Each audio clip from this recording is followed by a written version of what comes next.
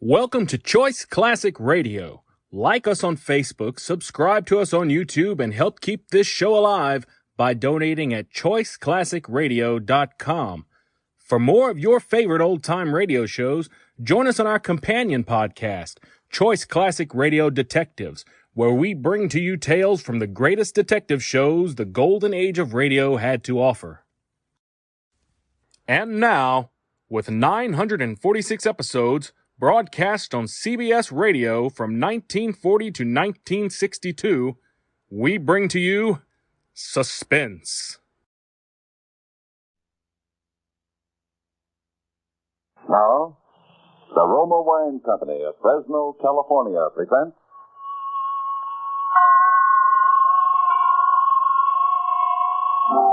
Suspense. Tonight, Roma Wines bring you a play of Suspense and Smile, starring William Bendix and Alan Jocelyn. Suspense is presented for your enjoyment by Roma Wine. That's R-O-M-A, Roma Wine. Those excellent California wines that can add so much pleasantness to the way you live, to your happiness in entertaining guests, to your enjoyment of everyday meals. Yes, right now a glassful would be very pleasant, as Roma Wines bring you a remarkable tale of suspense. And with Raymond Chandler's satirical suspense tale, Pearls Are a Nuisance. And with the performances of William Bendix and Alan Jocelyn, Roma Wines hope indeed to keep you in suspense. It's quite true I wasn't doing anything that morning except looking at a blank sheet of paper in my typewriter and thinking about writing a letter. It's also quite true that I don't have a great deal to do any morning, but I like not doing anything. It gives me something to do. And I don't like telephone calls that interfere with it. That's why I have two telephones, one a public phone that I can ignore, and the other a private phone, which I'd better answer if I know what's good for me, and I do. What did you say, darling? Oh, I said good morning, dear. How are you, darling? Busy? Yes and no. Mostly no. Why? Somebody has stolen Mrs. Penruddock's pearls, and I want you to find them. Possibly you think you have the police department on the line. This is the residence of Walter Gage. Walter Gage speaking. If you aren't out here in less than half an hour, you'll receive a small parcel by registered mail containing a diamond engagement ring. I'll tell Mr. Gage when he comes in.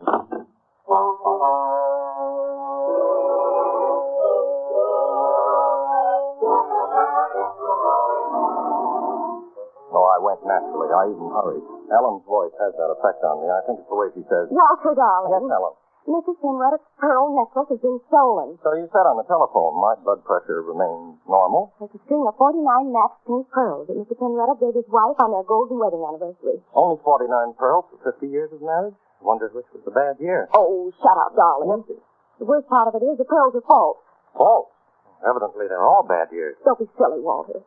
The pearls were real enough when Mr. Penruddock gave them to her. The fact is, she sold them and had copies made. Those copies have been stolen.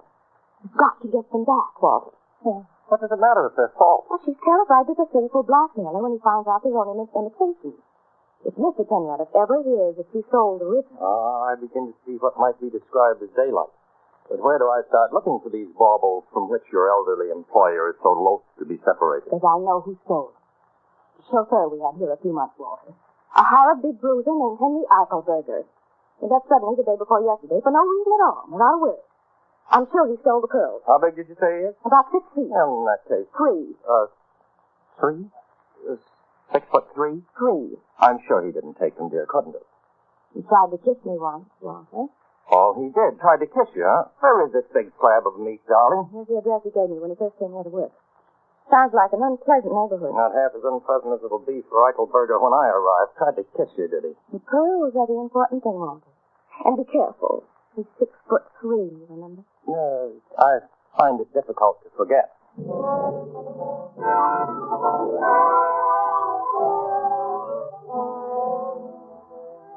Eichelberger's address proved to be a seedy-looking hotel upstairs over a Chinese laundry.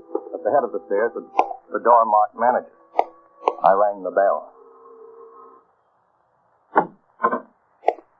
Pull up, Bud. Roll. I'm not inquiring for a room. I'm looking for one Henry Eichelberger, whom I'm informed lives here. If he does, he ain't registered. That, as of course you know, is contrary to the law. A wise guy, Hank. Down the hall, Jack. 218. Have the kindness to show me the way. Huh. What do you know? A duke, no less. Okay, your lordship. Pick up your feet, eh? This is it. He's out. Have the goodness to unlock the door. I wish to go in and wait for this Eichelberger. And a pig's valise. Who do you think you are, Jake boy? I wouldn't call me names if I were you. You wouldn't, hey? Well, that just shows the difference between you and me, 'cause I would. You want to make something out of it, hey? Yes. What? Oh. Hey, that wasn't fair. You got 20 years on me, hey? Well, open the door, hey? I have no time to argue with you. $1. $2, and I won't even tell Eichelberger when he comes in, hey? That is a deal. Brother, you can, hey? I'll take that for you, hey? Thanks, hey. Here's your money. If you hear any noises later on, ignore them. If there's any damage, it'll be paid for generously. I hope you know what you're doing, hey?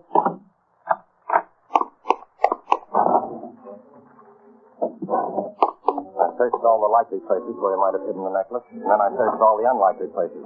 No necklace. Then I heard approaching footsteps.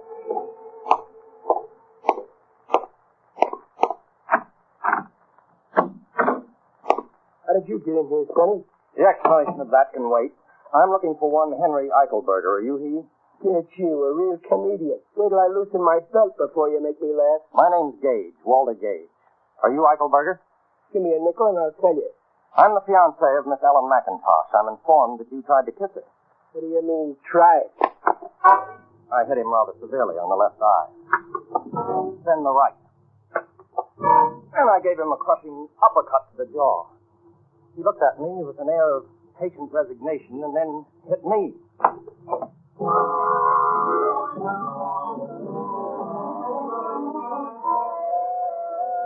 I bent over and took hold of the room with both hands and spun it. When I had it nicely spinning, I gave it a full swing and hit myself on the back of the head with the floor.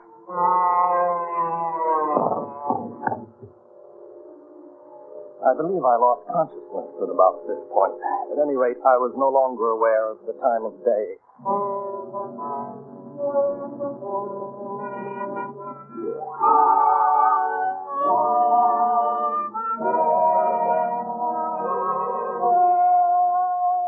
For Suspense, Roma Wines are bringing you as stars Mr. Alan Jocelyn and Mr. William Bendick, whom you are hearing in Pearls Are a Nuisance by Raymond Chandler, which is Roma Wines' presentation tonight of Suspense.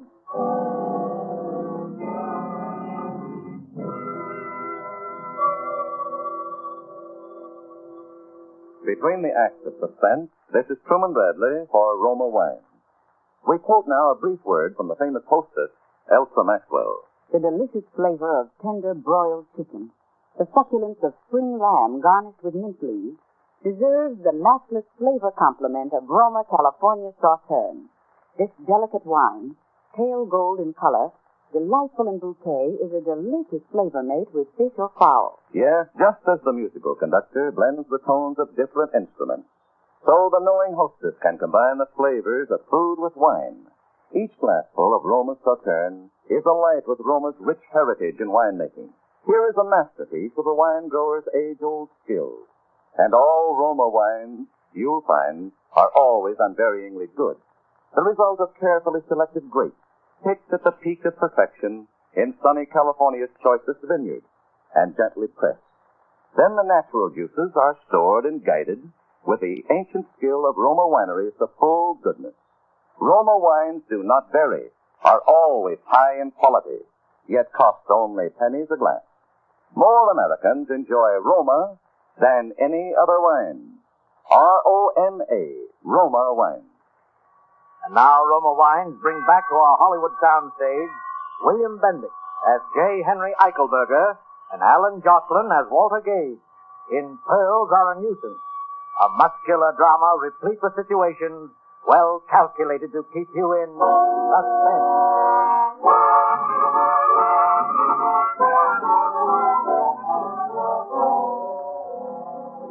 While I was thinking about the possibility of getting back to my feet in the very near future, a wet towel began to slap at my face, and I opened my eyes. The face of one Henry Eichelberger was close to mine and bore a certain appearance of tender solicitude. All right, but I thought maybe you was killed, Jack. You got a stomach as weak as Chinese tea. What happened? As if I didn't know. You tripped on a itty-bitty tear in the carpet. You feel like getting up? Here, I'll give you a hand. Come on. Thank you, Henry. May I call you Henry? No tax on it. You look okay. Why don't you tell me you were sick? Eichelberger, you swine, that does it. Cut it out. You'll muss my hair. I wish you'd fall down when I hit you, Henry. Just once. It would do wonders for my morale. You know, you and me could get along, Jack. I never kissed your girl, even if I ain't saying I wouldn't like to. Is that all that's eating on you? Well, no, there's another matter. Sit down and tell me the score. Only, no more haymakers. They give me a headache. Promise? I promise. Tell me, why did you leave the employ of Mrs. Penroddock? You tell me. Am I what you might call a good looker? Well, Henry... Don't me. No, then. I wouldn't call you handsome exactly, but unquestionably you ate your spinach as a child, if that's a consolation. Get you, a real comedian. Wait till I loosen my belt. Look, suppose you fell for a doll with stars in her hair. A guy like me that looks like a taxi going down the street with both doors open. Then suppose you get a job where you see this doll all the time and every day and you know it's no dice. What would you do, Jack? Me, I just quit the job. Ellen? Yeah. Henry, I'd like to shake your hand. Go ahead. Now, there's one more thing. One rather insignificant detail. I'm empowered to arrange for the return of Mrs. Penroddock's pearl. $50 reward and no embarrassing questions. You got nerve, Jack. So you think I stole some marbles and I'm sitting around here waiting for a flock of dicks to swarm me? The police have not been told, Henry, and you may not be aware, but the pearls are false. False? You mean they're false? Exactly. You think I'd bother myself to hook some phonies? You mean you didn't steal the necklace, Henry? Now, look. If they was ringers, I wouldn't be bothered. And if they was real, I wouldn't be holed up in no cheap flop in L.A., waiting for a couple of Carlos or Johns to put the sneeze on me, would I? That's exactly what I thought, Henry. Well, as long as you didn't steal them, how'd you like the job of helping me recover them? Are you kidding? No, Henry, it's obvious that if you didn't snatch these marbles, I believe that's the expression, someone else did, and you can help me find him. How about it? Why not? Why not, indeed? Well, you got any ideas of where to start? Yes, I have. I feel that we must, as they say, tap the grapevine. When a string of pearls is stolen, all the underworld must be seething. Maybe you got right, but this underworld that's doing all this seizing ain't going to seize much over a string of glass beads. I might punch you. I am thinking, Henry, that the underworld probably has a sense of humor, and a thief who went to the trouble of stealing some worthless trinket would be the butt of considerable coarse jest. There's the knuckles of an idea in that. I would say something like that could get around the pool rooms and start a little wholesome chuckling, all right? Yes, all we need to do is to locate a reliable crook. Hey. Oh, there's a key named Lou Scandisi that runs the Blue Lagoon downtown. Might be interested in some marbles, but he don't like being asked questions. He sounds dangerous. Yeah, we'll turn him inside out and take a look at his liver. Very well, let us go and beard this Scandisi character in his malodorous den. Yeah, let us go and leave us do what you said.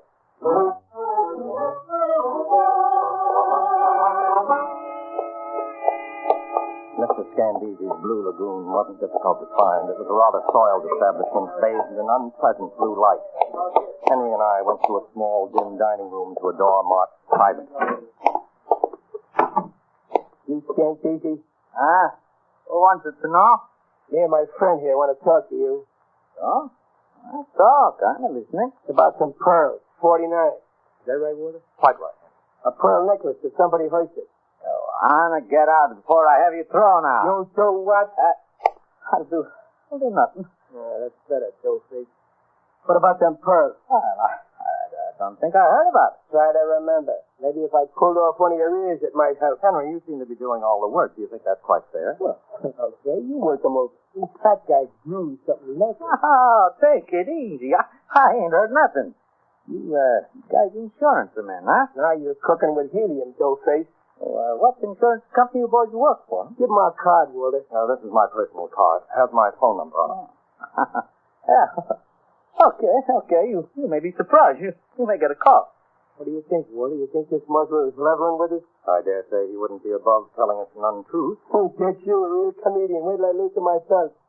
You giving us a straight good, Scandisi? Great, good, absolute. We'll cooperate. I bet you got a call. Okay. So long, Scandisi. And keep your schnozzle clean if you don't want to be looking for it under your desk, Hay. And that goes to your tap, too, Scandisi, hey. Well, What now? I think we've done an adequate day's work, Henry. The procedure would seem to be for me to go home and wait for the telephone to ring, bearing glad tidings from the underworld. What about me? I would suggest that you wend your way homeward also. Here's my private number. Call me in the morning. Okay. See you tomorrow.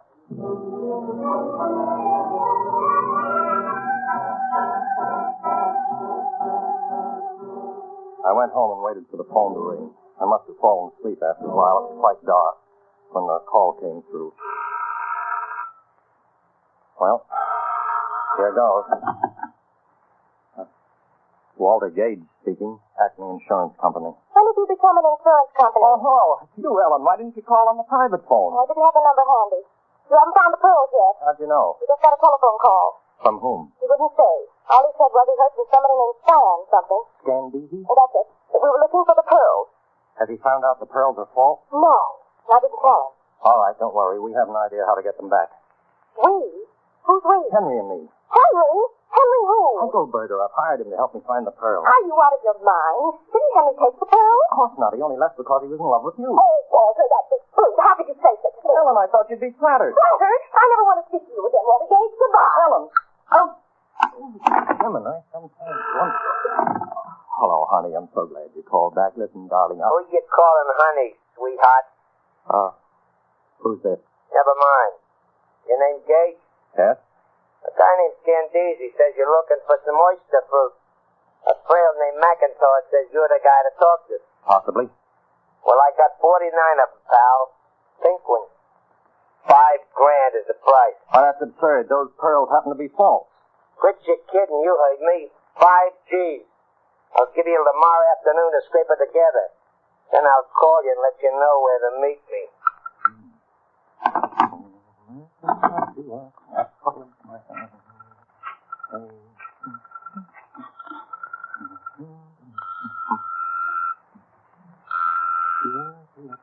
Hello? Ellen, this is Walter. I told you I never wanted to speak to you again. All right, I won't speak to you. Just tell me the name of the man who sold Mrs. Penroddick's pearls for her. Gallimore, Roger Gallimore. He has a jewelry company downtown. Thanks. Walter! How do you like it, darling?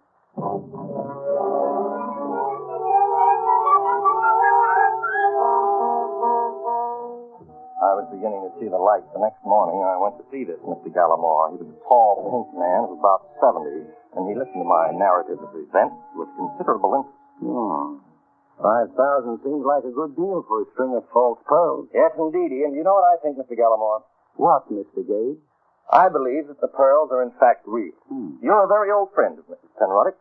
Perhaps even a childhood sweetheart. When she gave you the pearls to sell, you didn't sell them, Mr. Gallimore. Instead, you gave her $20,000 of your own money and returned the pearls to her, pretending they were imitations of the original necklace. Son, you think a lot smarter than you talk. I try very hard, Mr. Gallimore. And I'm correct? Embarrassingly so, Mr. Gage. Pearls are real. Now, what would you like me to do? Give me $5,000 with which to get them back.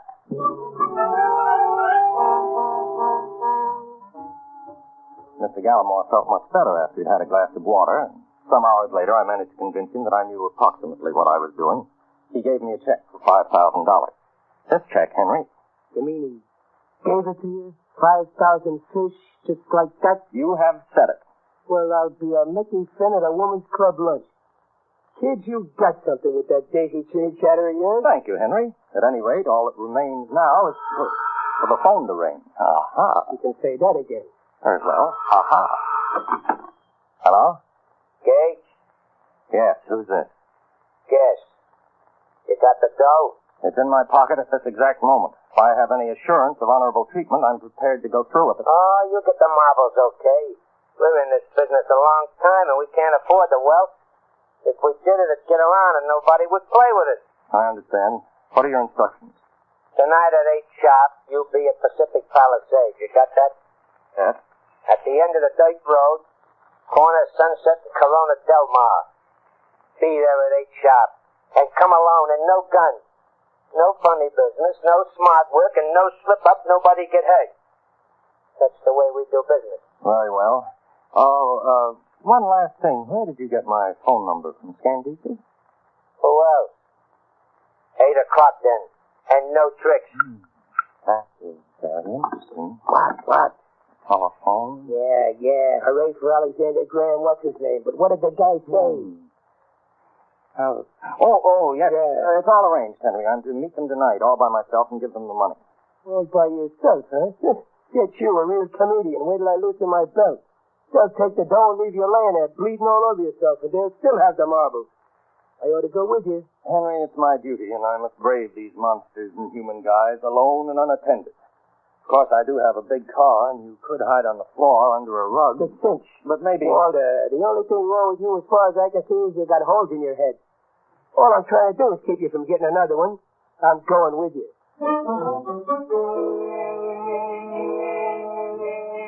So it was settled. Henry was to go with me. That afternoon, I stopped at the bank. $500. I cashed Mr. Gallamore's check and changed it into $100 bills. $3,500. You counted as though it were your own. 5,000. 5,000. And now a roll of quarters, please. Roll of quarters, please. There seems to be an echo in here. Leave them in the wrapper. Ooh, quite heavy, aren't they? Yes, aren't they?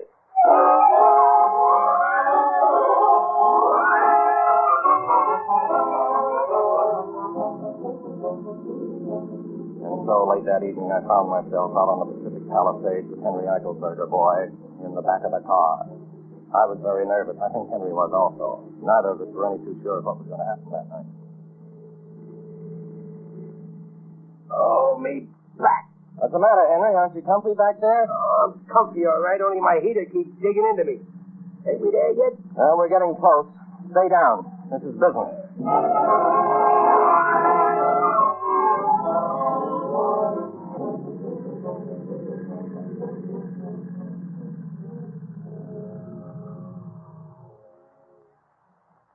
This is the end of the line, Henry.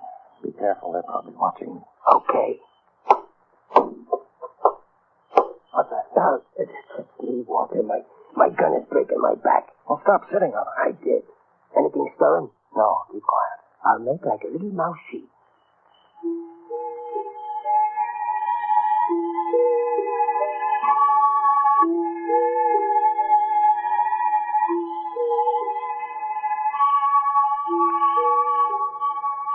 Don't you think we've waited long enough, Henry? Well, we've only been waiting 15 minutes.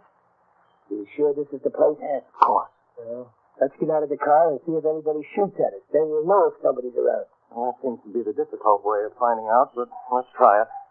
I personally feel sure that there's no one here but you and I.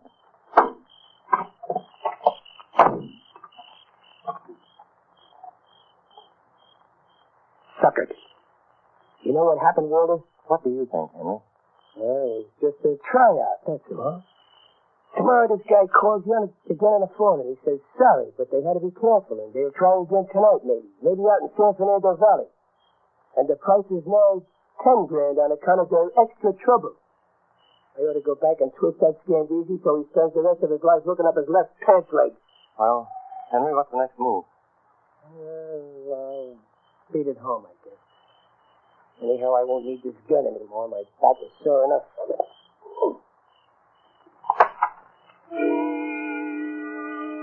We stood there and looked at one another, Henry and I. He doubled his hands into fists and shook them slowly in his sadness. I, too, was melancholy. In the brief time I'd known Henry, I'd grown very fond of him. Yeah, that's it, all right. Nothing else to do but beat it on home. That's all is left to us. I took my right hand out of my pocket. I have large hands. In my right hand nestled the roll of quarters I'd gotten from the bank that morning. My hand made a large and heavy fist around them. Henry didn't notice. What are you looking at me so funny for, Walter? I just wanted to say good night, Henry. You had 2 strikes on me. So this is the big one. I don't get it. He got it then. My fist with nearly a pound of metal in it caught him squarely on the jaw. For a moment he wavered back and forth on his feet, and then... Henry Eichelberger lay motionless on the ground, as limp as a rubber glove.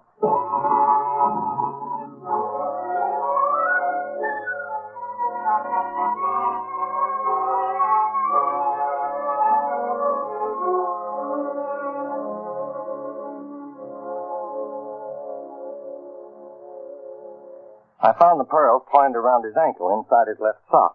Well, Henry, I said, although he couldn't hear me, you're a gentleman, even if you are a thief. You could have taken the money a dozen times today. You could have taken it a little while ago when you still had the gun. But even that repelled you. You threw the gun away, and we were man to man. But still you hesitated. In fact, Henry, I said, for a successful thief, you hesitated just a little too long. But as a sporting man, I can only think more highly of you. Goodbye, Henry, and good luck, I said. I put a $100 bill in his chubby little fist and withdrew. End of story.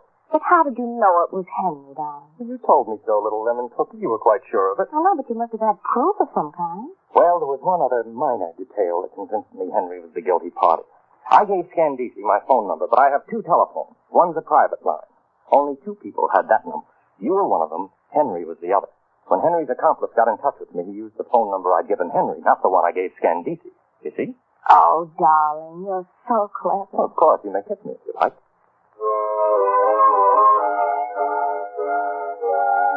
A few months after Ellen and I were married, we received a letter postmarked Honolulu.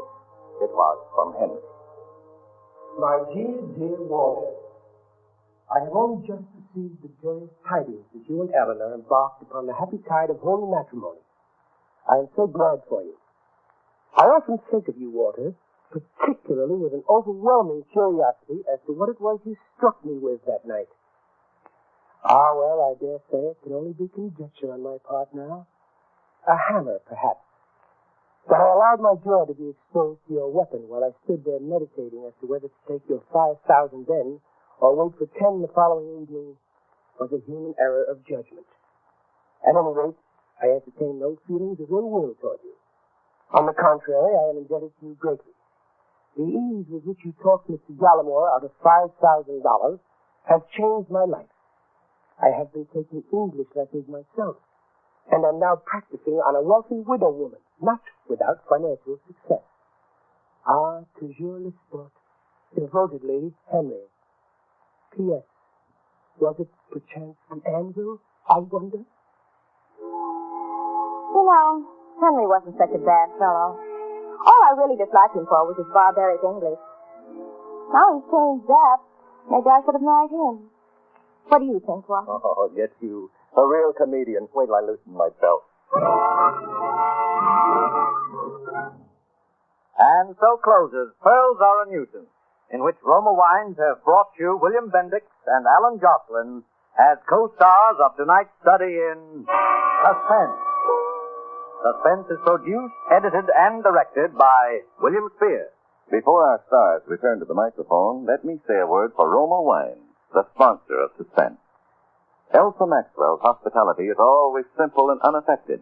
The other day she said, A few old friends, some comfortable chairs, a glass or two of good Roma California sherry, and there you have the perfect combination for a pleasant evening at home.